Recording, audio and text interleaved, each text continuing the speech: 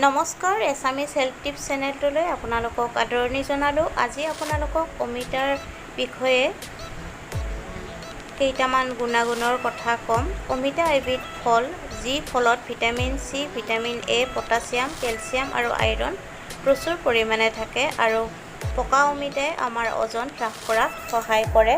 সেইকাৰণে আমি আমাৰ আহাৰৰ তালিকাত অমিতা অন্তৰ্ভুক্ত কৰিব লাগে। নিয়মিতভাৱে অমিতা খালে মানসিক তথা বয়সৰ চাপ আঁতৰ হয়। অমিতাই আমাৰ দেহৰ অপকাৰী বেক্টেৰিয়াৰ লগতে ভাইৰাছ সংক্ৰমণজনিত ৰোগ নিৰাময় কৰে। অমিতাই ছাল মিশ্ৰণ আৰু ছালৰ হোৱা বিভিন্ন বেমাৰৰ পৰা আমাক সুৰক্ষা প্ৰদান কৰে। পকা অমিতা মুখত সানিলে ছাল মিশ্ৰণ হয়। চকুৰ দৃষ্টিশক্তি আৰু চকুৰ বিভিন্ন ৰোগৰ কাৰণে অমিতা নিয়মিতভাৱে খোৱাটো জৰুৰী। অমিতাই ব্ৰংকাইটিছ, জণ্ডিছ আৰু বৃক্ক সম্পৰ্কীয় ৰোগৰ বাবে উপকাৰী। সেইকাৰণে এই ফলবিধ আমি প্ৰচুৰ পৰিমাণে খাব লাগে।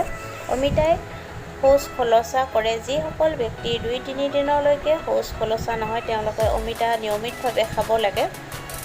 পাইলছ আৰু অৰ্চ ৰোগীৰ বাবেও অমিতা এবিধ সুপথ্য। সেইকাৰণে নিয়মিত অমিতা খাব লাগে।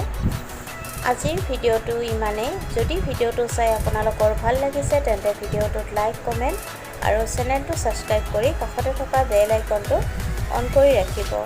সেইকাৰণে আমি সদায় অমিতা খাবলৈ সৰুৰ পৰা ডাঙৰ সকলোকে উৎসাহিত কৰিব লাগে। পুনৰ উপস্থিত হ'ম আন এটি নতুন ভিডিঅ' লৈ। আজিলৈ আহিলোঁ। ধন্যবাদ।